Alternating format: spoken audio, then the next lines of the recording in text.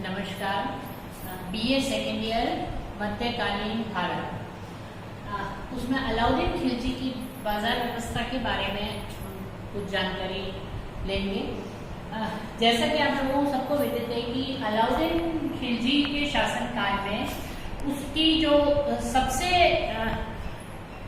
लोकप्रिय व्यवस्था थी वो बाजार व्यवस्था थी, या लोकप्रिय कहें हम, या ये कहें कि सबसे जो उसकी सफल व्यवस्था थी। अलाउद्दीन खिलजी एक महत्वाकांक्षी सम्राट था और उसको एक विशाल सेना रखने की आवश्यकता थी। विशाल सेना रखने की आवश्यकता मूलतः अलाउद्दीन को दो कारणों से थी। एक तो उसको अपने साम्राज्य का विस्तार करना था, और दूसरा मोगल संकट जो कि भारत में निरंतर पश्चिम सीमा से जो है उत्तर पश्चिमी सीमा से लगातार मुगल टकराते आए थे और उनका खतरा निरंतर बढ़ता रहता था। उसके लिए सेना रखना, नए दुर्ग बनाना, पुराने दुर्गों को व्यवस्थित करना, ये सब कार्य जो है वो अलाउद्दीन खिलजी करना चाहता था, और उसके लिए एक उसको विशाल सेना की आवश्यकता थी। दूसरा साम्राज्य विस्तार। तो इन दोनों कारणों से अलाउद्दीन खिलजी को एक ऐसी सेना की आवश्यकता थी जो कि हर समय उसके लिए उपलब्ध हो, स्थायी सेना जो कि राजधानी में हो और जैसे समय के अनुरूप वो उसका उपयोग कर सके। इस कारणों से अलाउद्दीन खिलजी जो है वो एक ऐसी व्यवस्था लागू करना चाहता था। उसने एक सेना के अंदर सबसे पहले भर्ती करनी प्रारंभ की। सैनिकों की सीधी भर्ती होती थी। भर्ती मंत्री के द्वारा की जाती थी, जिसमें कि किसी प्रकार का कोई भ्रष्टाचार ना हो, सैनिक क्षमता पर किसी प्रकार का कोई कॉम्प्रोमाइज न करना पड़े। पदोन्नति जो है वो सम्राट के हाथ में या सुल्तान के हाथ में होती थी, लेकिन सैनिक जो है वो भर्ती किए जाते थे, उनको सीधा वेतन दिया जाता था। राजकोष से सीधा वेतन जो है वो सैनिकों को दिया जाता था। अब उसमें सैनिक, घुड़सवार सब उसमें तय कर लिए गए। राज्य की तरफ से जो सैनिकों के अस्त्र शस्त्र होते थे, घोड़े होते थे, वो राज्य की तरफ से सैनिक को दिए जाते थे। अब जो सैनिक एक घोड़ा मेंटेन करता था, एक घोड़ा रखता था, उसका वार्षिक वेतन जो है 234 टंका निश्चित किया गया, और जो 2 घोड़े रखता था उसका वार्षिक वेतन 322 टंका निश्चित किया गया। अब ये कोई बहुत ज्यादा जो है वो वेतन बहुत अधिक नहीं था, सामान्य वेतन था। और इसमें भ्रष्टाचार को रोकने के लिए अलाउद्दीन खिलजी ने एक प्रथा शुरू की, जिसमें कि जो सैनिक होता था, जिसको भर्ती किया जाता था, उसका हुलिया रखा जाता था। क्योंकि इससे पहले ये देखा गया था कि अक्सर ऐसा होता था कि जब सालाना जो है वो परीक्षण होता था, उस समय सैनिक जो है किसी और व्यक्ति को अपनी जगह भेज देता था, और वो पता ही नहीं रहता था कि वो वास्तविक सैनिक है या नहीं। तो इससे जो है वो अलाउद्दीन ने सैनिकों का हुलिया लिखना जो है वो शुरू कर दिया, ताकि जब एनुअल चेकिंग हो तो उसमें जो है वो पता चल जाए कि ये वही सैनिक है या नहीं। दूसरा, घोड़े दागने की प्रथा। घोड़े जो है वो राज्य की तरफ से दिए जाते थे, लेकिन अक्सर सैनिक क्या करते थे कि अच्छा घोड़ा बेच देते थे, या किसी कारण से घोड़ा मर जाता था तो कोई साधारण सा खरीद कर घोड़ा जो है उसको उस समय प्रशिक्षण के दौरान दिखा देते थे। तो इन सब व्यवस्थाओं को रोकने के लिए जो है अलाउद्दीन ने ये घोड़ा दागने की प्रथा जो है वो प्रारंभ की। उस समय ये माना जाता है कि संभवतः अलाउद्दीन की सेना में 4,75,000 से ज्यादा घुड़सवार थे। तो इससे हम कल्पना कर सकते हैं कि अलाउद्दीन की सेना जो है वो कितनी विशाल है। और अगर 4,75,000 घुड़सवार हैं, तो निश्चित तौर पर जो पैदल सैनिक होंगे वो बहुत अधिक थे। अब जब अलाउद्दीन अपने सैनिकों को वेतन देता था और इतनी बड़ी संख्या में वेतन देता था, तो ये नेचुरल है या स्वाभाविक है कि इतना रेवेन्यू, राजस्व या इतना धन जो है वो राज्य के पास होना चाहिए जो कि इतनी विशाल सेना को मेंटेन कर सके। तो अलाउद्दीन ने क्या किया?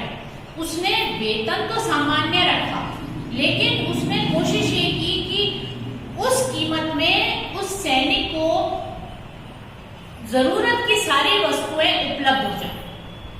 तो उससे वेतन तो उसने सैनिकों को कम दिया, लेकिन कीमत निर्धारित कर दी। तो उससे क्या हुआ कि उस कम वेतन में उस सैनिक का काम जो है वो आसानी से चल जाता है। इसके लिए उसने बाजार व्यवस्था लागू की। बाजार व्यवस्था में अलाउद्दीन खिलजी ने जो है वो क्या क्या व्यवस्थाएं की, उसमें सबसे पहले जो है उसने एक अधिकारी नियुक्त किया जिसको सहाना ए मंडी के नाम से जाना जाता है। वो उस अधिकारी का काम था कि वो पूरी बाजार व्यवस्था के ऊपर ध्यान रखे, मंडियों के ऊपर ध्यान रखे। इसने सबसे पहला काम अलाउद्दीन ने किया, उसने क्या किया कि जो कम वेतन और उचित दाम, सैनिकों को वेतन कम देना लेकिन भाव निर्धारित कर लेना, ताकि कम वेतन में जो उसने, अगर वो एक घुड़सवार को 234 टंका वार्षिक देता है तो उस 234 टंका में उसकी जो आवश्यक दैनिक आवश्यकता की वस्तुएं हैं वो उसको उपलब्ध हो जाए।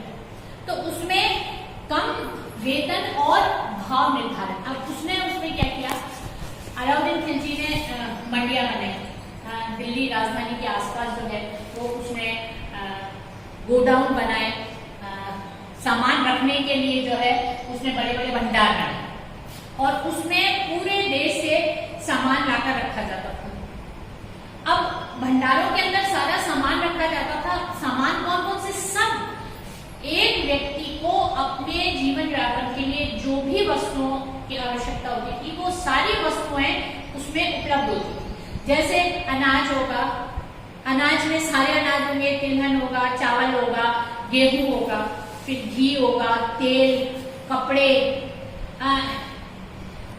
इवन दास और दासी भी जो है वो उचित मूल्य पर मिलते थे। अगर किसी व्यक्ति को या सैनिक को दास या दासी की आवश्यकता है तो वो भी निश्चित कीमत पर मिलते थे। घोड़े उपलब्ध थे, बकरे बकरियां, गाय, सुई धागे, जो भी वस्तु किसी व्यक्ति को उसकी जरूरत हो सकती थी वो सारी वस्तुएं वहां पर उपलब्ध थी और उसमें रेट और कीमत जो है वो फिक्स होती थी। उसके अंदर जरा सा भी कीमत में और जो तोल होता था, जो वस्तु होती थी उसके अंदर तोल में भी कोई डिफरेंस नहीं आ सकता था, कीमत पे होती थी। तो अब जैसे कपड़े के व्यापारी बाहर से आते थे तो अलाउद्दीन ने क्या किया कि राजधानी के बाहर जो है उसने ये बंजारे या जो कपड़े के व्यापारी थे उनके लिए उसने रहवासी मकान बनाए ताकि वो वहीं पर बस जाए और वहां से न जाए।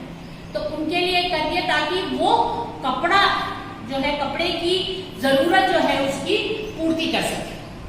अनाज जो है बाहर से आता था, सब जगह से आकर और यहाँ भंडारों में जो है वो उनका संग्रहण किया जाता, सभी वस्तुओं का संग्रहण होता था ताकि कभी भी किसी भी व्यक्ति की जो है वो किसी वस्तु की कमी जो है वो उसको नहीं। ये एक इसका बहुत ही महत्वपूर्ण बाजार व्यवस्था का अंग था कि कभी भी डिमांड और सप्लाई के बीच में अंतर नहीं होना चाहिए। जब जितनी वस्तुओं की जरूरत हो उन वस्तुओं को संग्रहित करना और संग्रहण कर कर जो है उसको बाजार में लाना, ताकि जब कोई उसको खरीदा तो किसी भी वस्तु की कमी ना हो। सारी वस्तुओं जो है वो इस तरह से निश्चित की गई। अब उसके साथ एक इसके लिए इसने जो है किसानों से जिन्स के रूप में अलाउद्दीन ने लगान वसूल करना प्रारंभ किया और ये किसानों को जो है वो इस जिन्स रूपी लगान देना पड़ता था। इस व्यवस्था के बारे में इतिहासकारों में मतभेद है कि ये व्यवस्था कितनी सफल हुई। इसमें जो महत्वपूर्ण बात बाजार व्यवस्था की है कि ये बाजार व्यवस्था अलाउद्दीन के शासनकाल में सफलतापूर्वक चली, क्योंकि अलाउद्दीन के समय में किसी भी प्रकार का सैनिक विद्रोह या इस तरह की घटना नहीं। उसने जो है एक विशाल सेना रखी और उस सेना का इसने सफलतापूर्वक संचालन किया। तो अलाउद्दीन के शासनकाल में यह व्यवस्था जो है पूर्ण रूप से सफल रही। इसमें इसकी सफलता का एक कारण अलाउद्दीन की शक्ति था। अलाउद्दीन ने ये निर्देश दे रखे थे कि अगर कोई भी व्यापारी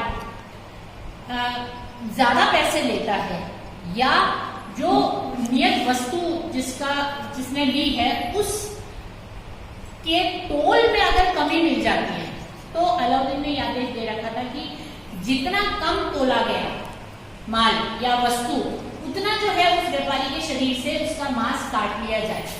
निश्चित तौर पर ये अतिशयोक्ति होगी, लेकिन ये दर्शाता है कि अलाउद्दीन जो है वो इस बाजार व्यवस्था के बारे में कितना जो है वो सीरियस था, उसने कितनी सख्ती से इसको लागू किया। और बहुत बार ऐसा होता था कि अलाउद्दीन जो है समय समय पर बाजार में किसी बच्चे को या ऐसे किसी व्यक्ति को माल खरीदने के लिए भेजता था।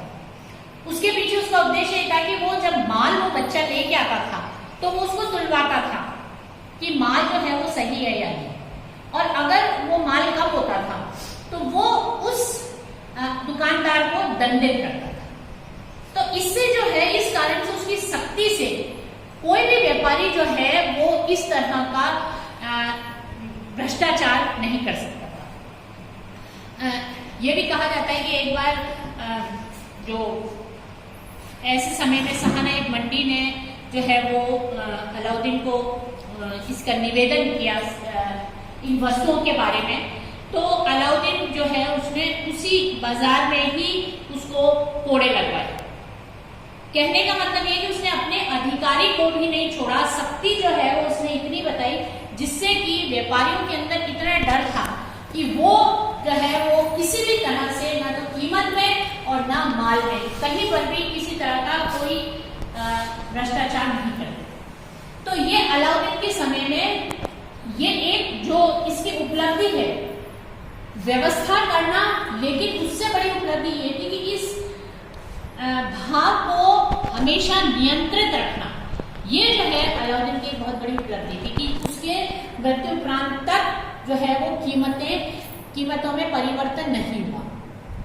वस्तुओं की कीमत वही रही जो कि अलाउद्दीन ने निर्धारित की, और उतनी रही जो कि अलाउद्दीन अपने सैनिक को जो वेतन देता था उस वेतन में उसकी दैनिक आवश्यकताओं की पूर्ति हो जाती। तो ये बाजार व्यवस्था जो है वो बहुत हद तक अलाउद्दीन के उद्देश्य को प्राप्त करने में सफल रही, और उद्देश्य की एक विशाल सेना को कम खर्चे में जो है वो रखना, जिससे कि उसके एक साम्राज्य विस्तार की या मोगल आक्रमण को रोकने की जो उसकी नीति थी उसको वो क्रियान्वित